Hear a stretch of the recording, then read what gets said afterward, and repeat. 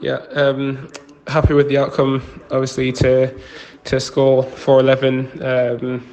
That's basically the exact score that I was aiming for and targeting.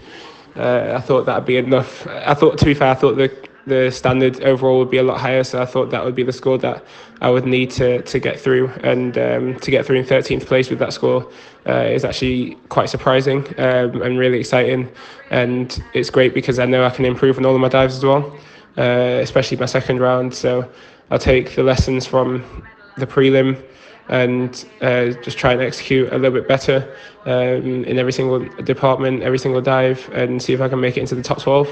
Yeah, that's the challenge for tomorrow morning.